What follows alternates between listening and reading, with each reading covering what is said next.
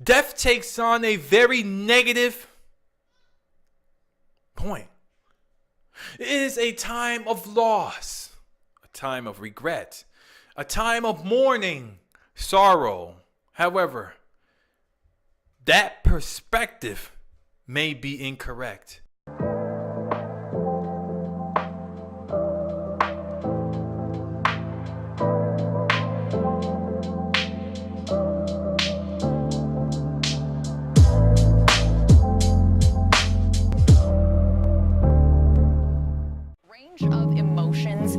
Multitude of stress associated with planning a loved one's funeral. That can be overwhelming, but to plan it all. The only certain things in life are death and taxes. That saying is something we grow up with from an early age. You cannot predict the twists and turns of life, except that you will pay your taxes during your life and you'll die. You see, in many societies, including the United States, you may very well pay taxes when you die. And death is a fact of life. And if you live long enough, you'll experience the death of a friend, a family member, or an acquaintance. You see, we cannot escape. Although we seem to be bent on trying, and many do, they keep trying. You see, in the early history of explorers in the United States, many things have happened. They were searching for the foundation of youth. And today, we have discovered that foundation. The foundation of youth is available in our cologne, in our perfume, automobiles, clothing, soap, lotions, body sprays, and exercise equipment. See, the world is advertising to us and making promises of all sorts. Promising to tone our bodies, forestall the effects of aging, and therefore death. If we would just use their products. But see, with everything there's a catch. However, as we all know, this is not the case. You see, the issue of death is most often ignored by people. You see, somehow, some seem to think that by failing to confront it, death can somehow just walk away and be postponed. But the prime example of this attitude is the example and simple fact that most people do not plan for death. They do not make it out to write a will or a right to die, a living will, or document until they have been presented with the absolute necessity of doing so. And that necessity is most often presents itself when they are admitted into a hospital. You see, the key questions that will be raised at times are, do you have a living will? Something to give to the people after you die? Are you an organ donor?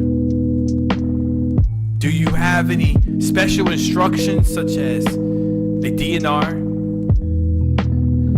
The reason that hospital personnel ask these questions is simple. People die. People die every day, both expectedly and unexpectedly. And very often they die right in the hospital. You see, the common reactions to death range from a fear to terror, the thought of death often playing in their mind. But you see, fear often produces a sense of loss and forbidding and foreboding. And that's the thing about people that they need to understand. Throughout Throughout the world, the concept of death is often fearful for the individual and is symbolized by images. But in our society, the invasion of death with depictions of an open grave or a tombstone and the angel of death, typically shown as a sinister dark figure clothed with a black robe carrying some type of big giant axe beaconing with a bony figure. You see, basically it's commonly known as the Grim Reaper, but see, death seeks us out. It is unrelenting. At best, we can only temporarily avoid it, and then it drags us all down to the pit. You see, the Bible addresses death on 3 separate levels: physical, spiritual, eternal. And while the last 2 are the most important, death issues to be encountered, the fact issue is an example of physical death, is the one that seems to capture our attention. For a discussion concerning an avoidance of spiritual eternal death, please see my other YouTube videos. Our attention is drawn to police dramas and murder mysteries as shown on television and depicted in the best-selling novels. 3 of the most famous and watched trials of the last 100 years centered upon heinous murders committed in California. See, death surrounds us, yet we shy away from the issue of death until it's unavoidable. But what is death? You see, death is commonly defined by what it's not. It is not life. It is the end of life. Are the cold case of the body functions, particularly the brain. You see, with technology and as technology advances, death as measured by body functions such as the heartbeat can be postponed almost indefinitely. It is now possible to sustain body functions even when one is brain dead. You see, this is the thing. The issues of the definition of death and its actual occurrence have become a hot button of topics. It now appears that the condition known as persistent vegetable state is somehow connected with death. You see, the question now is not, is the person dead, but rather, is the person truly alive? You see, we speak in terms of visibility and debate the beginnings of life, along with the ends of one's existence, or one's whole life. We even get triggered over the birth of one who shouldn't have been born, wrongful birth. You see, abortion will remain a topic of intense debate and disagreement in our society. Many anticipate and will be arguing again and again before the highest court in our land. And the reason for the continued disagreements is that many still maintain, at least somehow, that life is sacred, and therefore the subject of protection, as an example, to consider the legal protections afforded by death row inmates in the efforts undertaken in the highest court in cases. Consequently, the concept of death and when it occurs or should be administered is vital to our society. It is a rallying cry for the masses. Just look at the bumper stickers you encounter each day. As briefly touched on this subject, there is also the issues of reincarnation our past lives. And some religions take the position that you continuously evolve until you reach a higher place of consciousness. There is a continuing progression throughout the ages, allowing each person the opportunity to grow. However, the Bible is quite different on addressing this issue. And I'll tell you, there is no reincarnation. There is no second chance once you die. When you expire, you can no longer call a do-over or claim X this and King's X. There is no crossing your fingers or claiming you were just, I'm just kidding.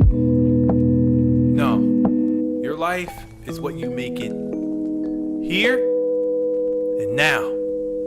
You cannot and will not be prayed out of your predicament. If you have failed to make final preparation for eternity, if God is really a loving God, why do we have to experience death?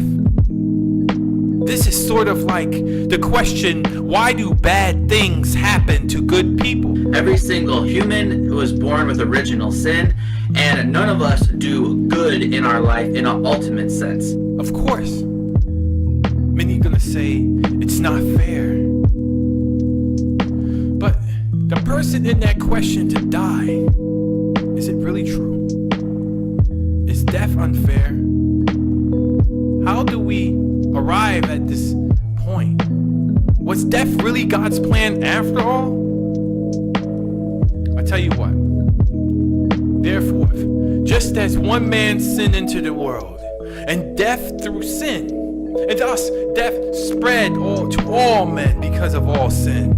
For until the law, sin was in the world, but sin is not implicated when there is no law.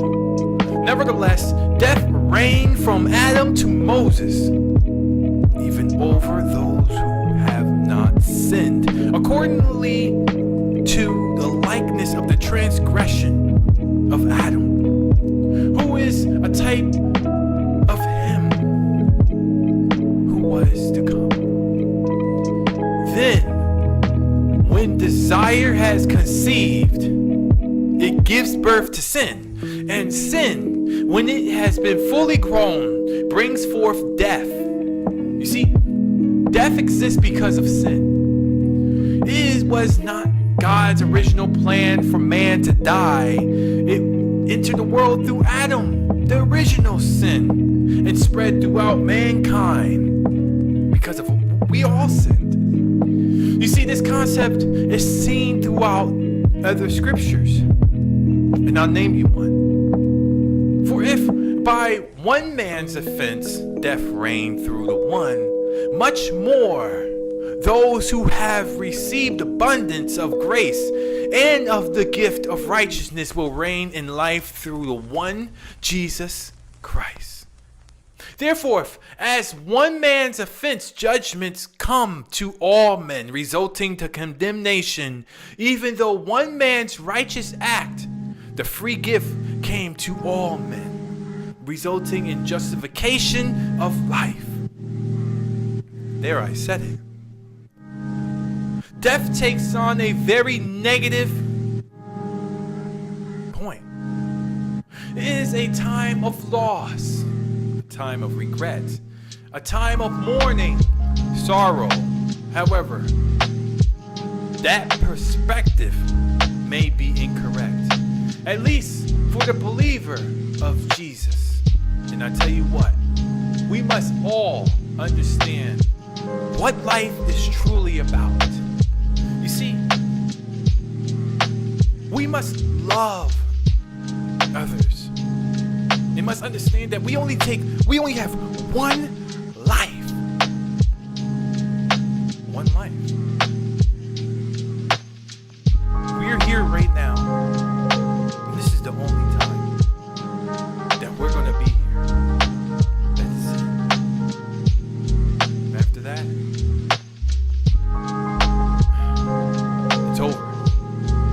really over? Why do we play with this? Why do we think it's a game? Because we haven't experienced death. We haven't experienced it yet.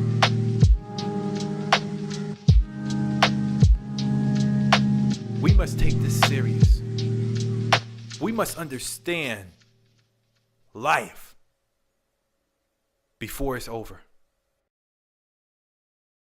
Our faith teaches us that there is a heaven. And because there is such a place, there must exist such a place as hell. But what our teachings omitted, Paul, is that hell and this place are one and the same. We exist in a space that blurs the damned and the living. Which is us.